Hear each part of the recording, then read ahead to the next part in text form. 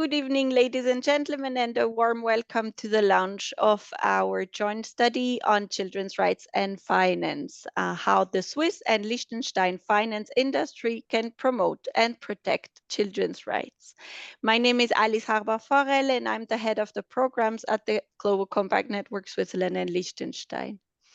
Before we dive into the subject, I would like to express my gratitude to Linda de Florent-Carrère and at UNICEF Switzerland and Liechtenstein and Bruno Bischoff at ECOFACT, who led and conducted this study with passion, with professionalism and an unprecedented level of engagement. Their hard work led to the achievement of an innovative study with hands-on recommendations that will effectively guide financial institutions and other stakeholders in their work on children's rights. So a big thank you to you both and also to your teams. Today's agenda is as rich as diverse. We will start with a welcome address by Bettina Juncker, CEO at UNICEF Switzerland and Liechtenstein, and we'll then get a glimpse into the study with a presentation by Bruno Bischoff and Linda de Florent-Carrère. We will then have the chance to hear the experiences, challenges, and different approaches in the field of children's rights from professionals working in the finance sector. You will then have the opportunity to ask questions to our speakers and panelists before some closing words and forward-looking updates. And now, with no further ado, I would like to invite Bettina Juncker, the CEO of UNICEF Switzerland and Liechtenstein, to share her welcome address. Thank you so much, Alice, and a very, very warm welcome to everybody also from my side. It's fantastic to see such a committed audience, especially with so many representatives from the financial industry in Switzerland and Liechtenstein, alongside ESG research companies, data providers, public sector representatives, NGOs, etc. Thank you so much for joining the launch of this important study. And on a personal note, it's so great to see also some familiar faces. Well, UNICEF Switzerland and Liechtenstein, in collaboration with the UN Global Compact Network Switzerland and Liechtenstein, has commissioned this first of its kind study to explore how the financial sector in Switzerland and in Liechtenstein can play a crucial role in safeguarding and advancing children's rights. We would like to thank our implementation partner, ECOFACT AG, for their critical role in carrying out this study. Thank you so much, Bruno. Well, we often think of children's rights in terms of direct support like health, education, protection services that we provide for children. Yet children are affected daily also by decisions made in boardrooms and financial flows that shape our communities, our economies, and industries. This study highlights that banks, wealth and asset managers, insurance companies, and others are not just passive players. They are uniquely positioned to proactively protect and promote children's rights through their investment lending, investments, their money lending, their underwriting decisions. So this study highlights that while financial institutions in Switzerland and Liechtenstein have made significant strides in recognizing their responsibility to respect human rights, there still remains an opportunity to enhance their focus on children's rights in particular. Currently, these rights are often grouped or sub-summarized under the broader human rights umbrella, which can lead to an insufficient prioritization of the children as they are. The financial sector's current approach to children is largely a reactive one, often limited to risk management procedures or addressing child labor within the supply chains of companies. Alarmingly, I have to say, none of the financial institutions mentioned children or the next generation in their climate and environmental commitments. Given that children represent 1/3 of our global population, these gaps are really concerning, as they deserve to be seen as essential stakeholders.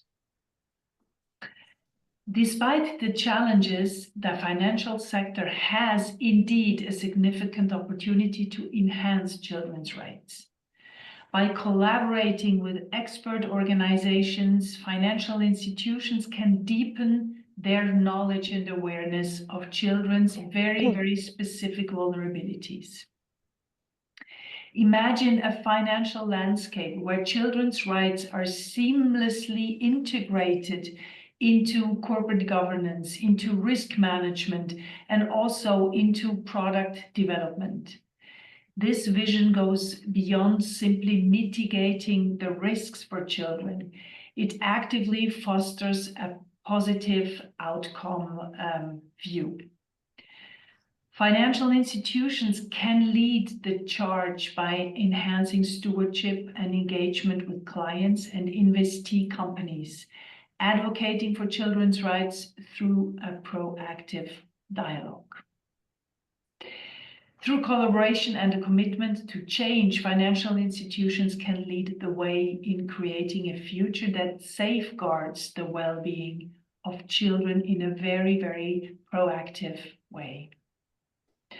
So the study we are talking about today offers a roadmap with clear, practice-oriented recommendations. As we dive into this conversation today, let's view this as an invitation to build a world where the financial sector is not just part of the economy, but a champion for children. Thank you all for being here. I hope this study will inspire new ways of thinking and acting that will ultimately create a safer and fairer world for children everywhere. Thank you very much. Back to you, Alice. Thank you so much, Bettina. Thank you for these wonderful words. Let's hope that your wishes will come true. I think we are on a good way with the study at least. And now to get a glimpse into the study, I would like to invite Bruno Bischoff at first to speak, and then Linda second. Bruno, the floor is yours. Thank you, Bettina. Thank you, Alice. As we have heard from Bettina, at the center of this study are the children as particularly vulnerable members of society who can be disproportionately affected by the activities of companies.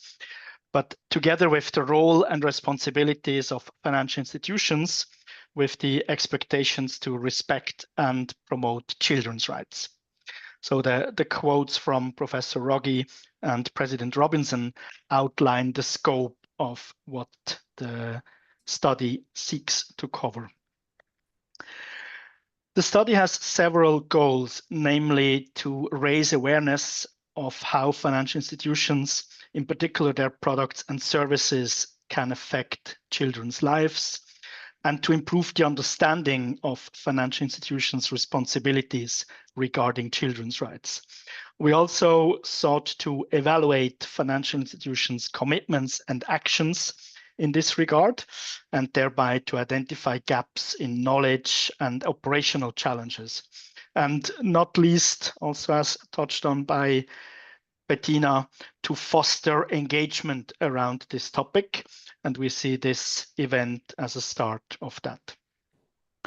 The study at hand analyzes 10 banks, 10 wealth and asset managers, and 10 insurance companies headquartered in Switzerland and Liechtenstein. The study thereby focuses on typical products and services of these types of financial institutions. This includes retail, private and corporate banking services, wealth management advisory, and the management of investment funds and institutional mandates. In insurance, we look at both the underwriting and the investment side. Those areas where financial institutions generally do not differ much from companies in other industry sectors are out of scope. This includes many of the good things that especially Swiss and Liechtenstein companies are doing in the human resources space for parents of children, but also sponsoring philanthropy as well as the own supply chain upstream of financial institutions. To give you a sense of the types of positive and negative impacts that companies and financial institutions can have on children, we can see here, obviously in the study, these are described in more detail.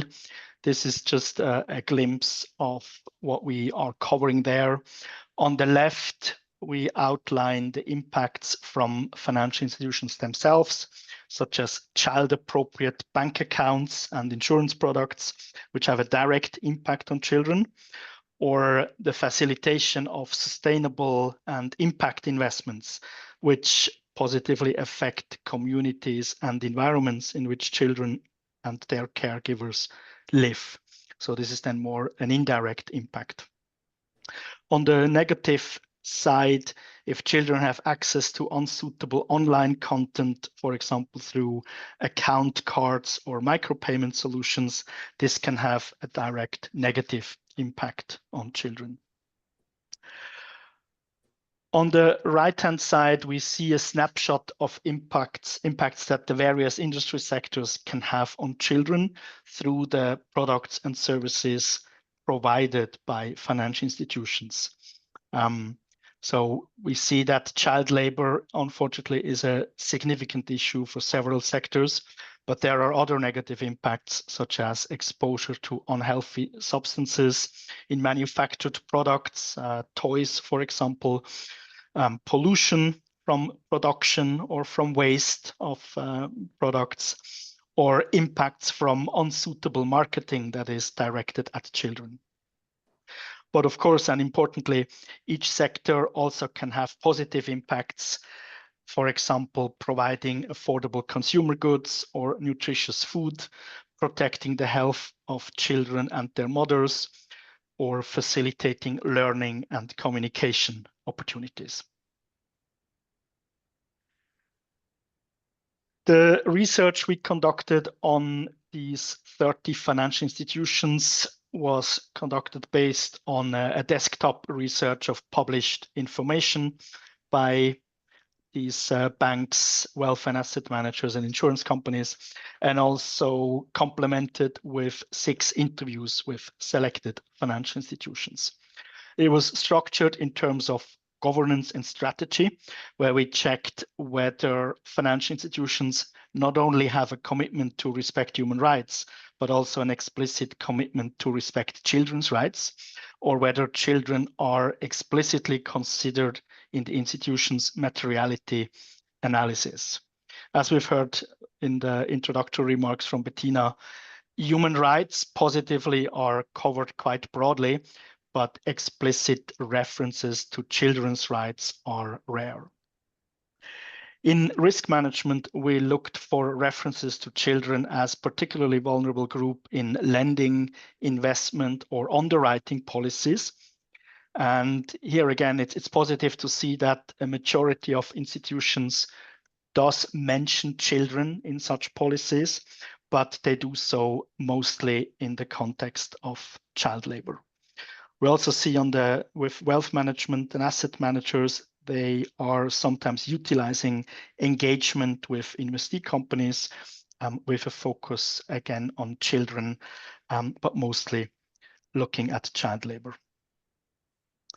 The third thematic area we assessed were products and services. And here, a majority of the analyzed financial institutions offer thematic SDG-aligned or impact investment products, which in their different ways can benefit children. For example, where there is investments in healthcare, education, gender equality, or clean water and sanitation. We also identified noteworthy innovative examples, for example, from banks which collaborate with non-profit organizations to provide to their clients responsible traceable gold, which provides benefits to mining communities, including the children who are living there, or insurance companies that work with third parties to offer microinsurance solutions that improve financial inclusion. And as noticed by Bettina again, with respect to climate transition strategies, we were surprised that children were actually not mentioned explicitly in these strategies and plans, which typically have a mid to long-term forward-looking time horizon. To sum up, we observed in general a limited awareness and commitment beyond human rights and child labor. We noticed that due diligence investment policies were somewhat narrowly focusing on identifying and avoiding child labor. A widespread of sustainable finance offerings with references to SDG investments that benefit children, financial products and services that banks and insurance companies are providing to children, mostly retail banks and retail insurance, but also, as mentioned, no inclusion of children in climate and transition strategies. So taking this as a baseline and looking ahead, what is there to do by the financial sector itself and by other stakeholders that can shape and influence this industry? Linda will now run us through the recommendations from the study. Thank you very much, Bruno, and a warm welcome to everyone here also from my side. My name is Linda De Florin, and I'm Senior Manager Child Rights and Business at UNICEF Switzerland and Liechtenstein, and together with Alice, I had the pleasure of guiding this study. So as Bruno highlighted, our study reveals that Swiss and Liechtenstein financial institutions are significantly exposed to sectors that impact children's rights. This finding emphasizes the urgent need for banks, asset and wealth managers, and insurance companies to take proactive steps to address these challenges. In the next few minutes, I will share an overview of our recommendations. These are actionable steps based on study findings, international standards, interviews with experts, and best practices. We have crafted a top 10 list of recommendations with even more insights detailed in the study. While I won't go through each one today, I invite you all to explore the study, and we will share the study with everyone after the event. As you can see in this pyramid illustration, our recommendations are primarily targeted to financial institutions, but they also extend to other stakeholders, such as corporate clients, of course, ESG research firms, ESG reporting standard setters, industry bodies, provider of engagement services, or regulators. Let me start with the financial institutions on the next slide and the basis of our recommendations, governance and strategy. This set at the top of the pyramid aims to guide financial institutions in defining a comprehensive approach to children's rights beyond the issue of child labor, embedding these principles into their governments, frameworks, and strategic plans. The goal is to find effective ways to enhance their influence, not only to safeguard children's rights, but to make this commitment a core element of their business strategy. Some of the key recommendations are listed on this slide. These include, for instance, to apply a child lens approach to governance, risk management, products and services, or to publish a stated policy commitment to respect human rights, including children's rights, beyond the issue of child labor. Or also to consider children's rights consciously as potential material topic in the financial institutions double materiality assessment. And as the last point here on the slide, and as already mentioned, to include children and human rights considerations in the financial institutions net zero transition plan, and to really strive for a just and inclusive transition. Then we move to the recommendations aimed at reducing the adverse impacts for financial service providers at the bottom left in the pyramid. These suggestions aim to strengthen financial institutions' risk management approaches and efforts to do no significant harm. When formulating the recommendations, we differentiated between before and after a financing, investment, or insurance decision. So the focus at before such a decision is primarily on screening and performing due diligence, while the focus at after lies in monitoring and active engagement during the business relationship. And the final set of recommendations for financial institutions at the bottom in the pyramid encourages them to extend their risk management practices to achieve positive impacts in the lives of children. Again, we have divided our recommendations into before and after a financing, investment, or insurance decision.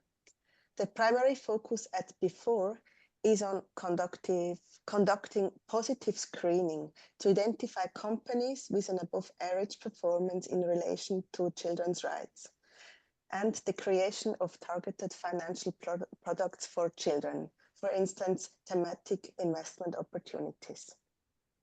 And the recommendations after lie in improved stewardship and engagement. So beyond the financial institutions, key players such as clients or ESG research companies or regulators, they have also a crucial role in strengthening children's rights in finance and the wider economy. Therefore, our study includes specific recommendations for each of these groups to promote children's rights. To give an example, for ESG research companies or ESG data providers, it's very important to integrate relevant children's rights considerations into the S dimension of ESG ratings and sustainability analysis of companies, and to include them in the company profiles provided to clients. Or a recommendation for regulators is to consider children's rights comprehensively beyond the single issue of child labor and along the entire value chain. To sum up, our recommendations emphasize to include children's rights into governance and strategy, to go beyond the issue of child labor and to take a comprehensive approach to children's rights. We really encourage financial institutions to apply a child lens across all activities in the core business, to leveraging their influence through engagement and stewardship, and importantly, it's a collective effort. All financial sector stakeholders have a role to play. Thank you very much for your attention, and I look forward to a stimulating and interactive discussion with you all. Thank you so much, Linda. Thank you so much, Bruno. That was a very comprehensive glimpse into the study. And now it is my pleasure to invite our distinct panelists to the virtual floor. I would like to present you Marie-Lou Jobin. She's Sustainability Manager at PostFinance. Julia Wittenburg, she's Head of Stewardship at Bank G. Safra Sarasin. And Anja Seiler, she is ESG Senior Engagement Specialist with the Ethos Foundation. So a warm welcome and a big thank you to the three of you. Thank you for joining this panel. I think, Bruno, you can switch off the slide so that we have a better view also of the panelists. And I will start now with my first question to Marie-Lou Jobin from PostFinance. Marie-Lou, how do you assess the study? What did this study inspire in you?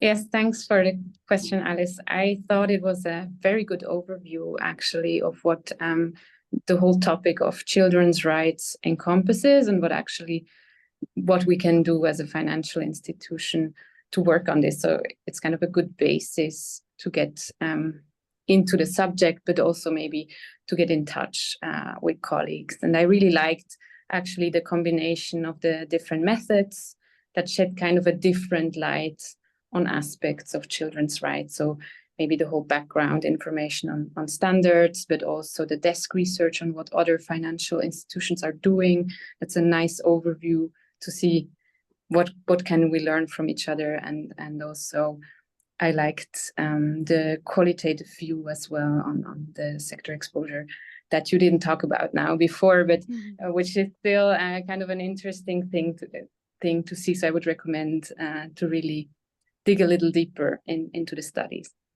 Yeah, and what I especially liked about the form maybe is that you actually start with the recommendations.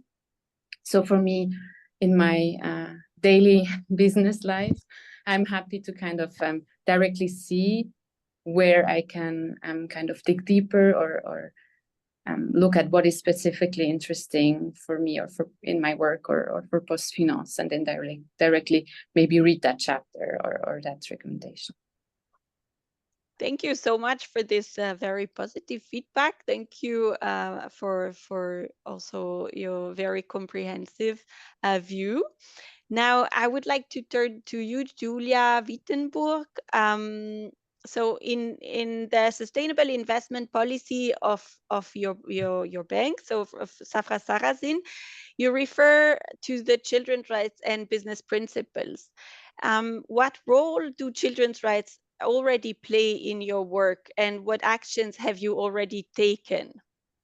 So maybe just also to one question that also triggers in me is what motivated the top management of your company, of your bank, to commit to the children's rights and business principles? Yes, sure. Thank you, Alice. And also congrats on this study, which is very in-depth and comprehensive, and definitely inspires a new way of thinking about children. So I think, again, congrats are in order. Yes, so as you rightfully mentioned, we started as a bank in our investment activities. We started to integrate non-financial issues, so sustainability issues, into the investment process in the late 1990s. And since then, we've evolved our methodology. But yes, absolutely correct. So children's rights, we see them as being part of the S in the ESG. The topic as such, children's rights, is incredibly complex because we actually see it, and this was addressed earlier, as part of human rights, because children are a big, children are a vulnerable group, but they're a very large group. So they're a standalone group, but children's rights are a standalone, how should I say, group or protected group, but part of a broader human rights analysis that we in investments and in asset manage do. So perhaps just to go into some of the complexity, because I think this really needs to be stressed. And this is something that occurred to me when I was reading your report, that so children's rights are partially so complex because they're a little bit abstract. We touch on them indirectly because even though they have rights, they don't have decision-making rights, at least as long as they are children, which makes them a little bit more removed from a financial services perspective in the way we approach them. Having said that, we do try to integrate children's rights in our methodology, in our sustainable investment approach, mostly through engagement. And I know we'll talk about engagement a little bit later, but this is where we can really work with companies to try to address these. So perhaps just as a conclusion here is that I think some of your recommendations are definitely very applicable in different ways to different financial institutions. In our case, it would be definitely more on the investment side, and through our engagement activities, this is where we can have the most impact. Thank you so much, Julia. Thank you. Now I would like to turn to our third panelist, Anja Seiler. Anja, what are Ethos expectations regarding children's rights, and how do you approach the topic in your engagement? Yes, thank you so much, Alice, and also from my side, congratulations on the study. I think it really shows that all of us, we still have to do some work here, and I'm happy to talk about the ethos perspective. So really the children's rights, I think it's fair to say that for us, it's a new topic and it's a very important topic. I think Julia has very well explained why that is the case, and we would also like to do much more on it.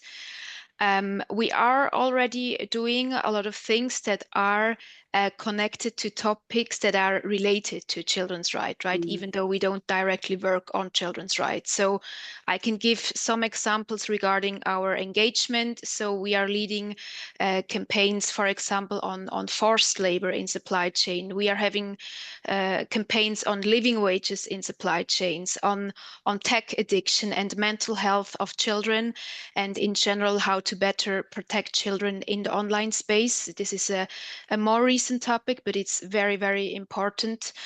Then regarding our ESG methodology, I can briefly speak to that. So children per se, again, are not yet included, but there are many, many indicators on human rights that indirectly also represent children. For example, indicators on human rights and questions on stakeholder engagement, the supply chain, and so on. And so we regularly do review our ESG methodology, and this is what we are basically doing right now also.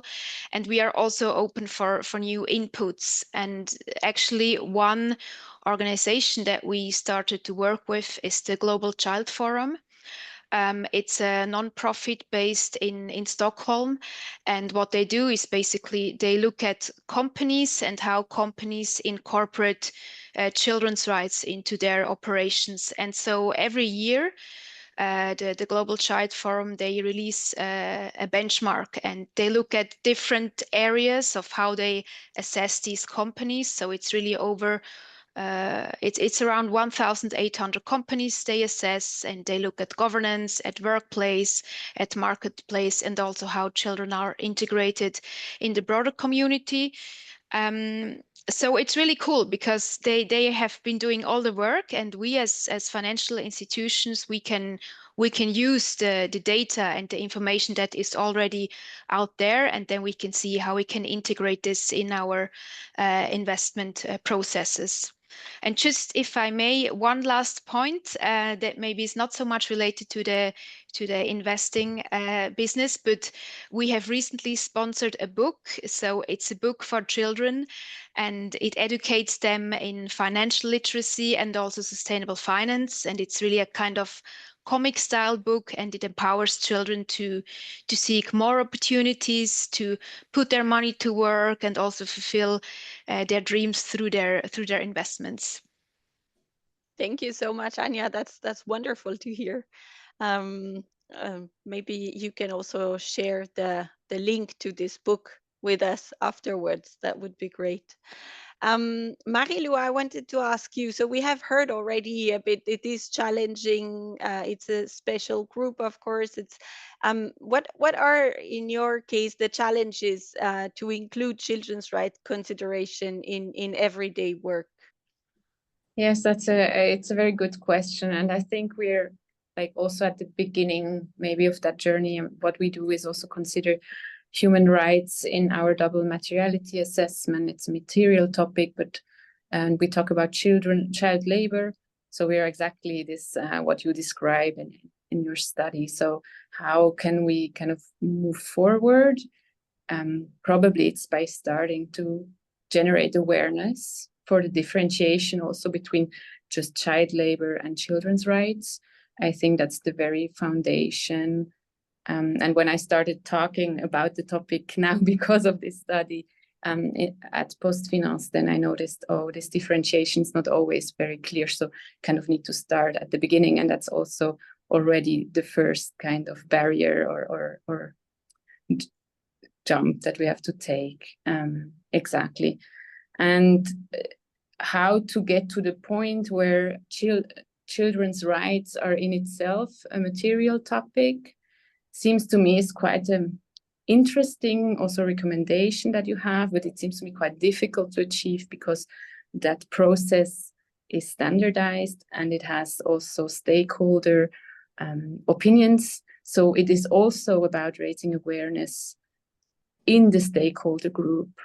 And then this is probably quite a long process. So maybe that's where I see some difficulties.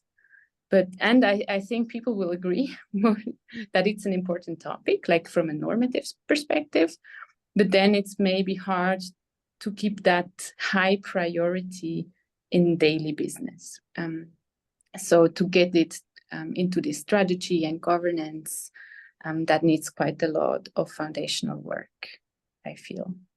Thank you so much. And it's very nice to hear that this has already sparked conversation, that the study has already started its effect.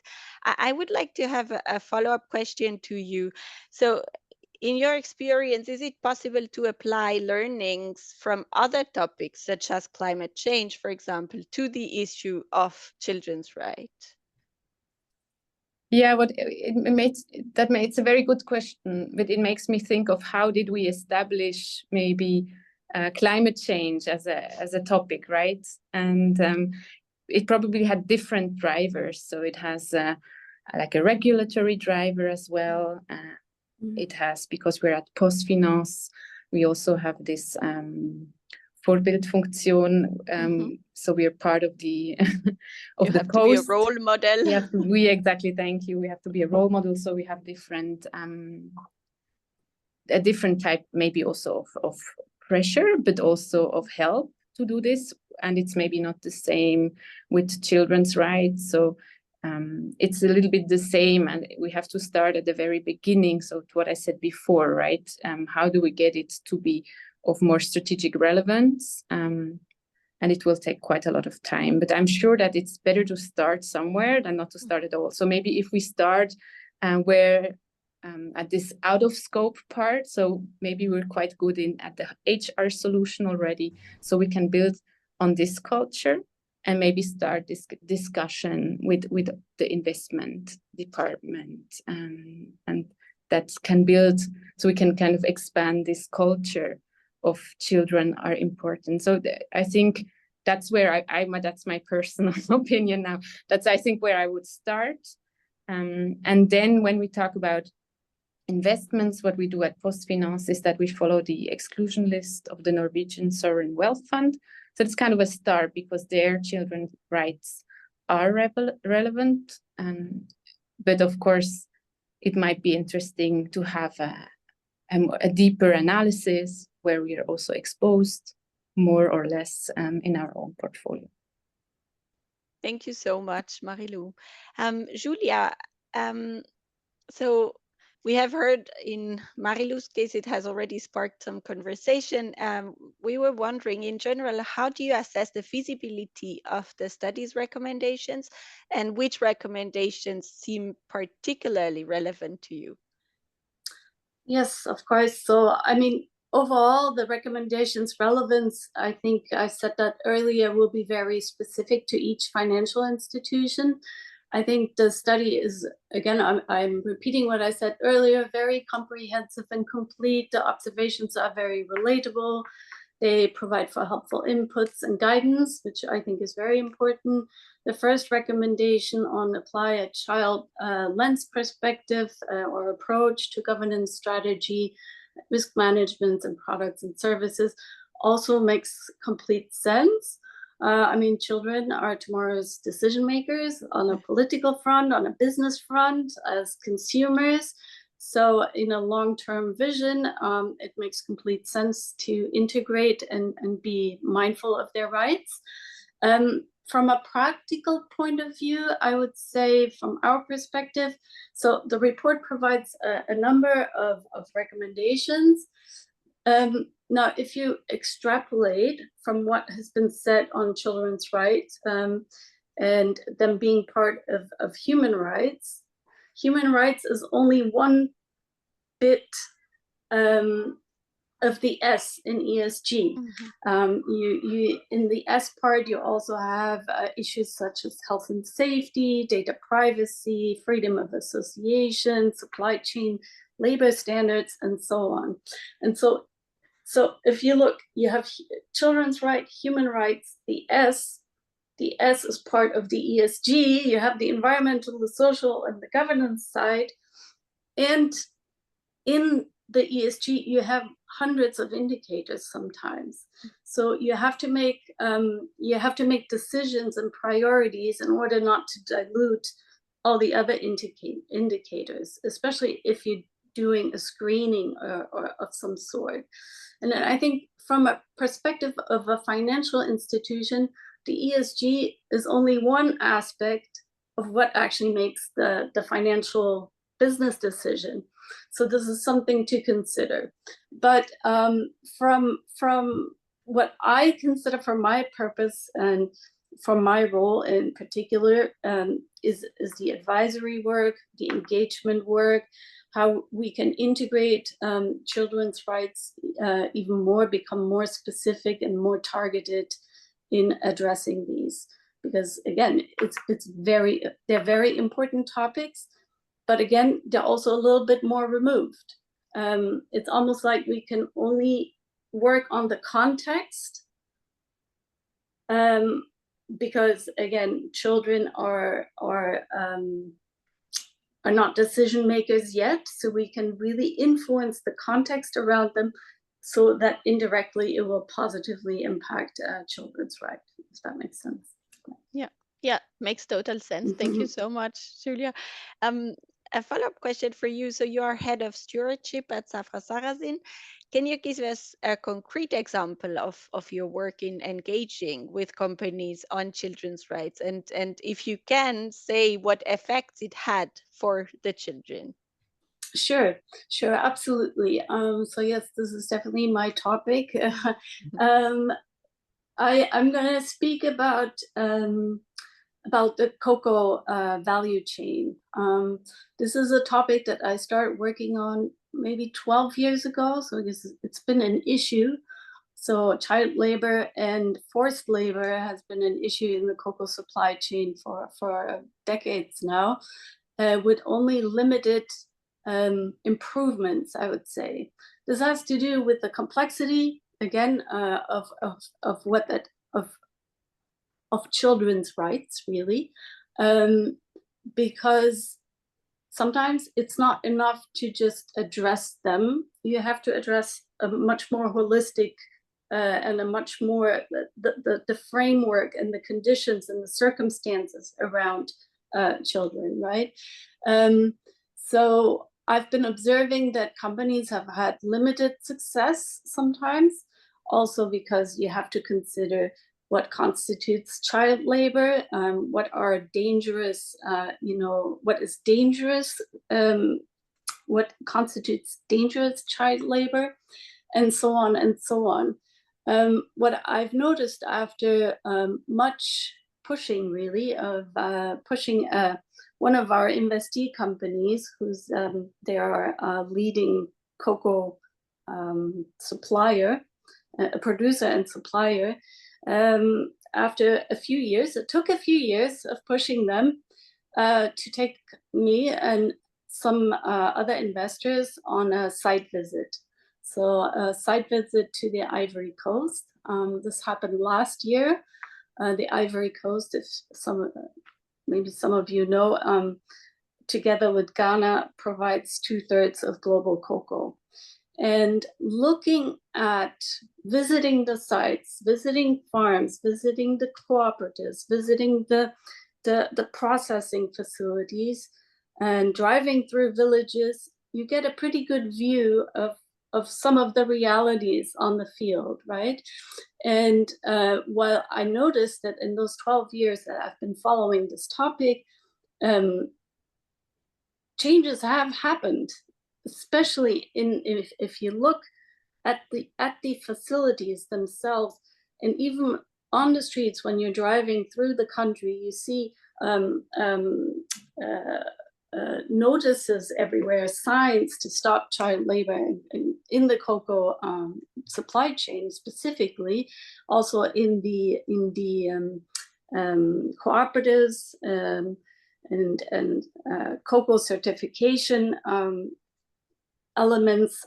Child labor is an important topic. So you see it's being much more addressed in the cocoa supply chain. But as we were driving across these villages, you still saw children working, carrying heavy materials, carrying water around, firewood, and so on. So this comes to show that the topic is very interlinked, and you almost have to take a stakeholder view on the topic. You have to work with the parents. You have to ensure that the topic of poverty really is that most impacts children. And so if the parents are in need, for example, of additional labor, they will often take their children out of school, and they will be used in the harvesting of the cocoa, for example, right? Or in whichever agricultural value chain, really. So this is a topic, and this is one of the conclusions I've taken, that it doesn't only take the investor side, it also takes the company side, of course, but it also takes governments, it also takes suppliers and customers, and so on, to really make a difference. But that doesn't mean that we don't have our role to play, and we should focus on that. And be much more targeted on those topics.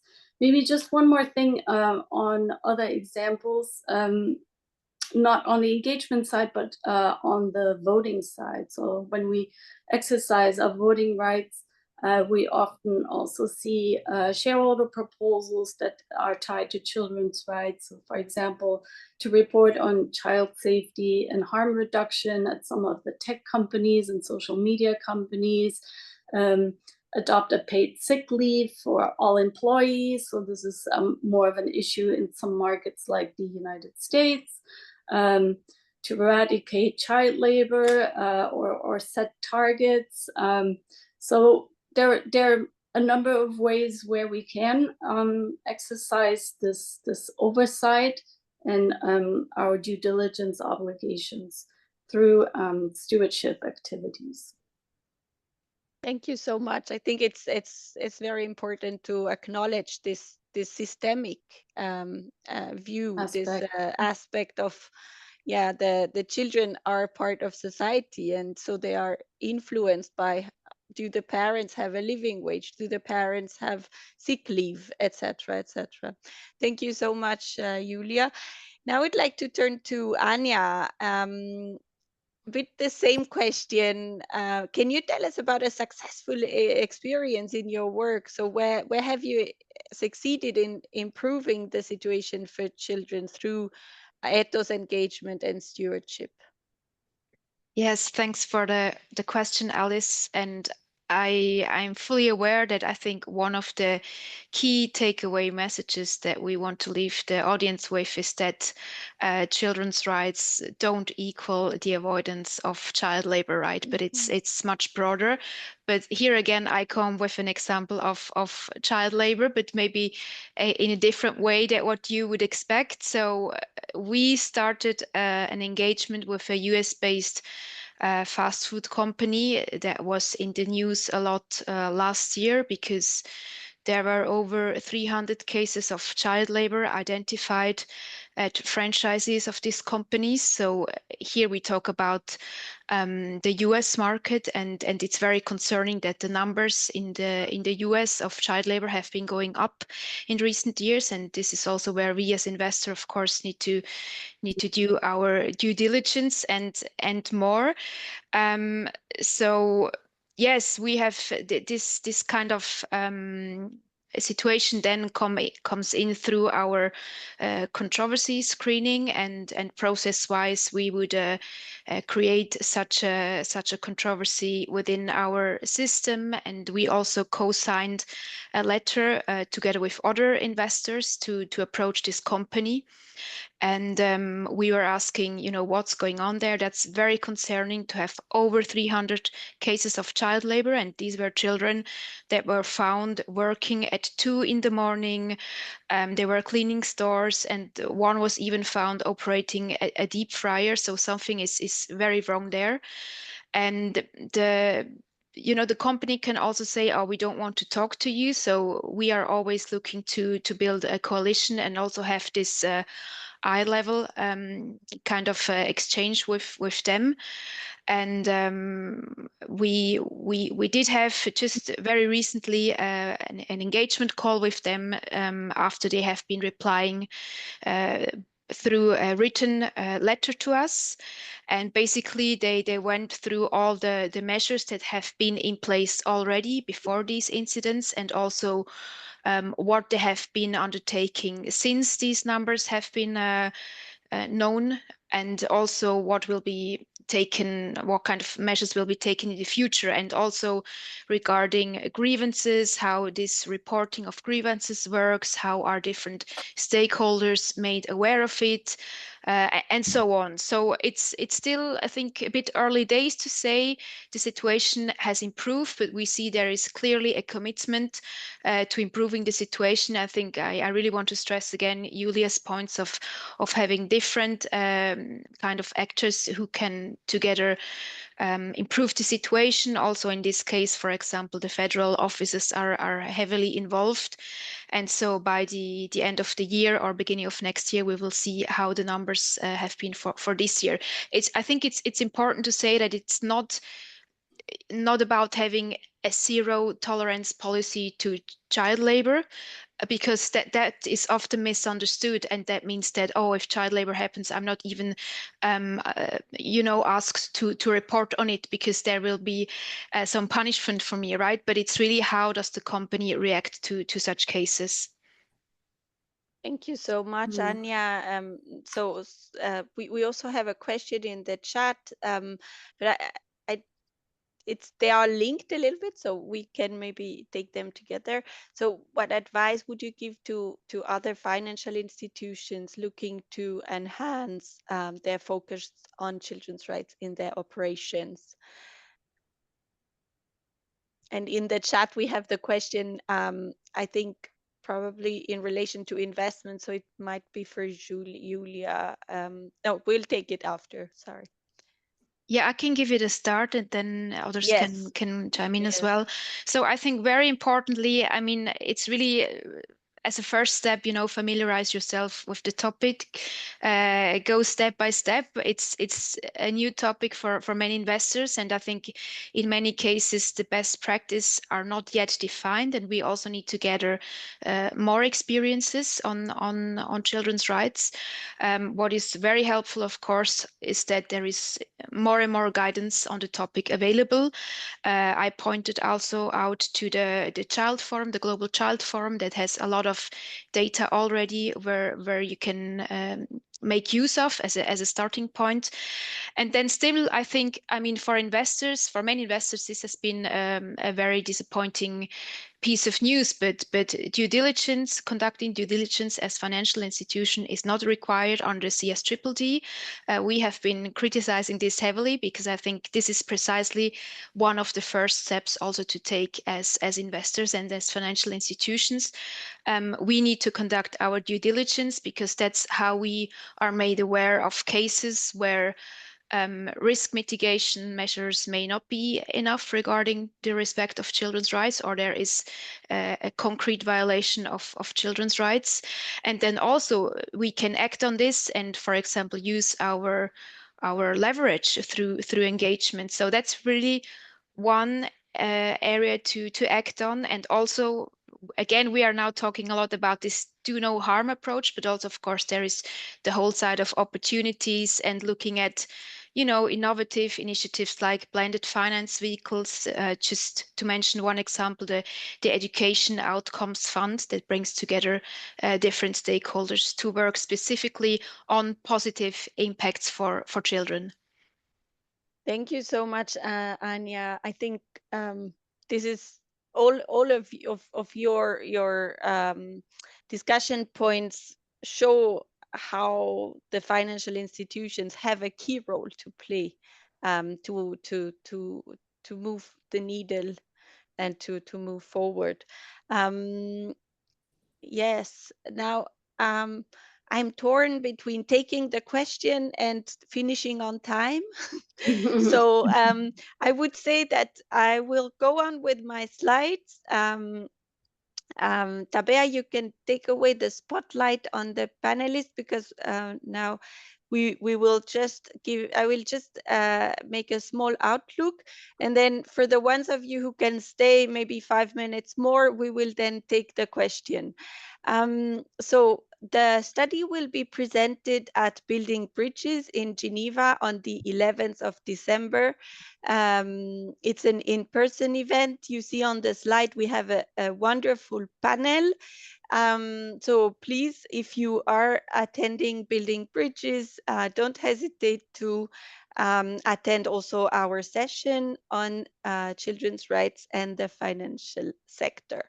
Next slide, I would like also to raise your awareness regarding child rights under the European Sustainability Reporting Standards. This is a webinar organized by UNICEF International, and it is happening already very soon. It's on the 7th of November at 1 o'clock. So you will get the slides and you will be able to register through the link.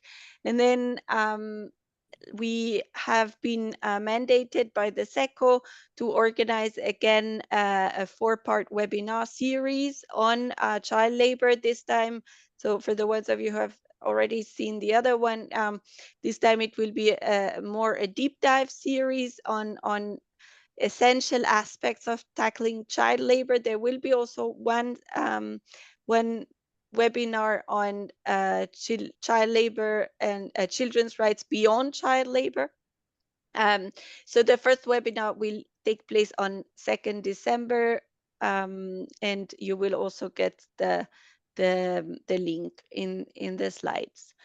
And now, yes, the study is online. You can download it on the UNICEF website through this QR code. And yeah, I wish you a very good reading.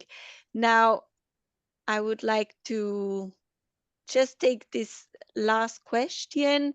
So this is asked by Jürgen in relation to investments. How do you carry out the screening? Are there readily available data points, for example, from data providers like Bloomberg or MSCI that one can use? If yes, would you have a suitable starting data point to use for screening and thereby excluding companies harmful for children? So whoever from the speakers feel the most habilitated to answer to this question, I would ask you to answer. Thank you. Sure.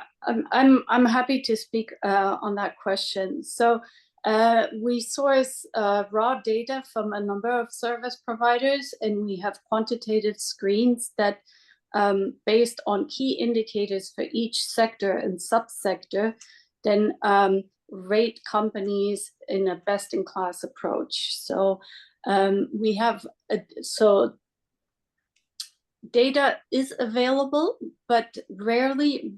So with respect to children's rights, there are really no specific KPIs that you can really use. So you have to find proxies, considering, for example, fair labor conditions and living wages and so on and so on. We've talked about them.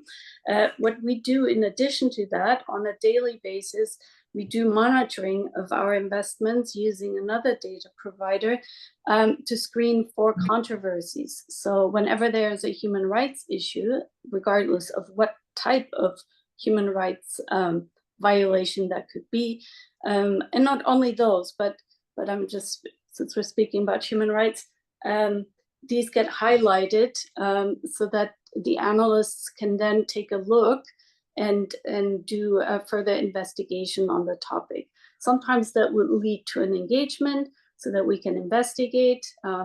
We recently did this for Nestle. I'm sure you're aware of that one. That was with respect to sugar in infant formula.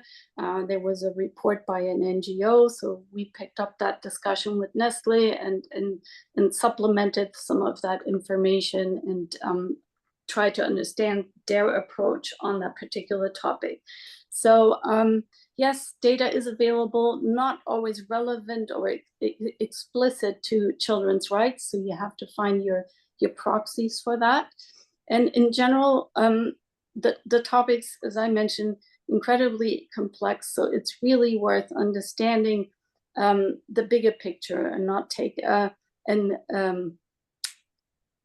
quick decision or a black and white decision, because sometimes you think you're addressing one issue, but it's so interlinked with other topics that you have to take a more holistic view on these discussion points. Thank you very much, Julia, for this very important points. I would like to just add that Anya put something in the chat regarding the Global Child Forum. So there's the link. We will also share it in the follow-up email. Thank you so much, Anya. And if I may just add one thing, Alice, sure. in the study, we've referenced various useful resources. So there's an annex, which I recommend you to look at as well. And one specific data source that we mentioned is the MSCI World Impact ESG Select Children's Rights Index, which I think is a good starting point for Jürgen. This index combines a conventional company ESG rating with a child labor score and removes companies involved in child labor controversies. But as you see, the name, in my view, is a bit overpromising. It talks of children's rights, but mostly, again, just focuses on child labor. But I guess it's a starting point. Thank you so much for that, Bruno. I would like to ask everyone also, if you have further question, to raise your hand or write it in the chat. I don't see any hand. And also from the speakers, if you have anything you would like to add. I know that we are already over time, and I'm sorry for that. Bruno, Linda, would you like to add something? No, I think everyone, or yeah. Bruno, Thank everybody please? for their interest, and please read the study. And if you have any questions or feedback, we of course are looking forward to any reactions from the actual industry specialists and beyond stakeholders outside of the financial sector. Definitely. We will put also our contact details in the follow-up email so that you can give feedback. Yes. Linda? I just also wanted to thank you all, and it was a very interesting discussion. So thanks a lot to everyone. Thank you. Thank you also from my side. That was really great. Thank you so much to our panelists for making the time to be with us and for giving such great inputs. And again, thanks to Bruno and Linda for the incredible work. And then I would like to wish everyone a nice evening and download the report, read the study, and see you soon again.